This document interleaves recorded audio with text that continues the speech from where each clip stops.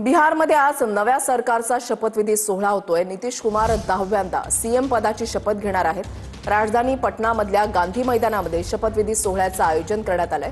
सम्राट चौधरी आणि विजय सिन्हा पुन्हा उपमुख्यमंत्री पदाची शपथ घेतील। मुख्यमंत्री देवेंद्र फडणवीस, उपमुख्यमंत्री एकनाथ शिंदे आणि अजित पवार सोहळ्याला उपस्थित राहणार आहेत। नितीश कुमार 10व्यांदा बिहारच्या मुख्यमंत्री पदाची शपथ घेणार आहेत।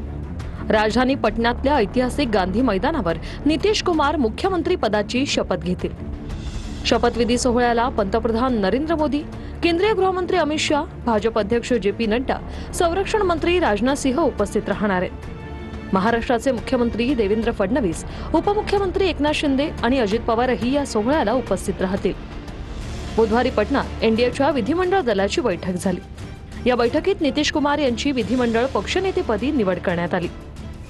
नितीश यांच्या नावाला भाजप, जेडीयू, एलजेपी आणि एनडीएतल्या इतर पक्षांनीही पाठिंबा दिला।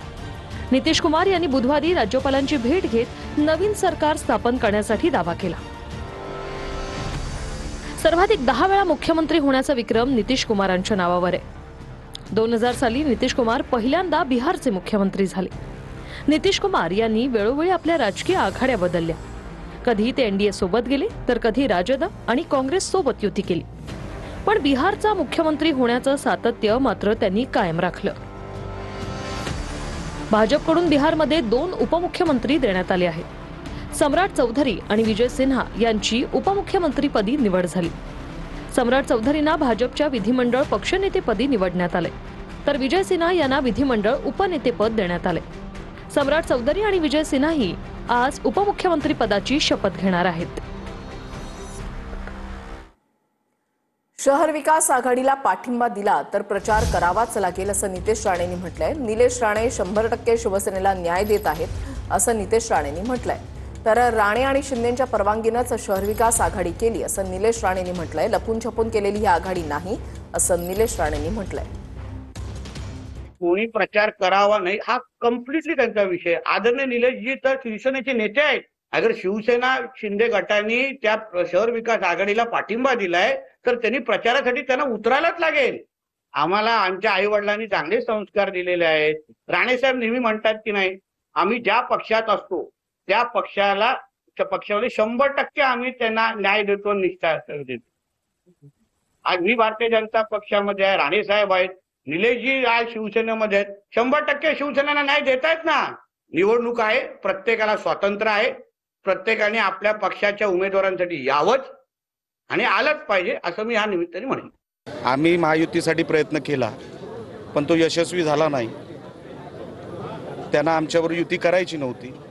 ज्यांना आमच्याबरोबर युती करायची आहे त्यांच्याबरोबर आमची युती झाली आणि राणे साहेबांच्या आशीर्वादानेच आम्ही ह्या शहर विकास आघाडीमध्ये त्यांना सांगून आमचे सर्वोच्च नेते शिंदे साहेब आणि राणे साहेब त्यांच्या परवानगीने पायाला हात लावून आशीर्वाद घेऊन आम्ही इकडे आलेलो आहोत।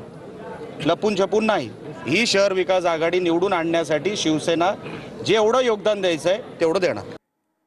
बिहार नंतर आता मुंबईतही भाजपचं MY समीकरण पाहायला मिळत आहे। भाजपचे MY समीकरण निवडणुकांमध्ये यशस्वी ठरत असल्यानं मुंबईतही भाजपची आता ही रणनीती पाहायला मिळते। महिला आणि युवकांची मतं मिळवण्यासाठी भाजपचे मुंबईमध्ये MY समीकरण आता पाहायला मिळत आहे। मुंबईतल्या प्रत्येक वॉर्डमधील महिला आणि युवकांची मतं मिळवण्यासाठी भाजप खास रणनीती आखणार आहे।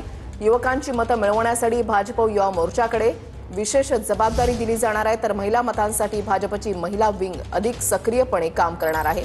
प्रत्येक वॉर्डमध्ये महिला मतदार, तरुण मतदार किती याचा आढावा घेऊन भाजप रणनीती आखणार आहे। भाजपच्या MY फॉर्म्युल्यासाठी लवकरच मुंबई युवा मोर्चा आणि भाजपच्या महिला विंगची बैठक होणार आहे। विनायक डावरुंग आमचे प्रतिनिधी अधिक माहिती देतील। विनायक, रुसाली, बिहारमध्ये आपण जर पाहिलं तर मुंबईमध्ये जो फॉर्म्युला बिहारमध्ये वापरला गेला तोच फॉर्म्युला आता मुंबईमध्ये वापरला जाणार आहे। MY असं समीकरण जे आहे ते भाजप आता मुंबईमध्ये जुळवणार आहे। MY म्हणजे आपण जर पाहिलं तर महिला आणि युवक यांची मतं जी आहेत ती महत्वपूर्ण मानली जात आहेत। बिहारमध्ये सुद्धा ही मतं जी आहे ती जास्त पर्सेंटेज भाजपला किंवा एनडीएला पाहायला मिळाली होती। तसाच फॉर्म्युला जो आहे तो मुंबईत सुद्धा आता राबवला जाणार आहे। मुंबई महापालिका निवडणुकीच्या अनुषंगानं युवक आणि महिला यांची मतं जी आहेत ती महत्वपूर्ण ठरणार आहेत आणि त्यामुळे युवकांची विंग जी आहे किंवा महिला आघाडी जी आहे या सगळ्यांवरती मोठी जबाबदारी जी आहे ते भाजप भविष्यात देणार आहे आणि याच्या बैठका ज्या आहेत त्या वेगवेगळ्या भाजपकडून घेतल्या जाणार आहेत। नक्कीच धन्यवाद विनायक दिलेल्या सविस्तर माहितीसाठी.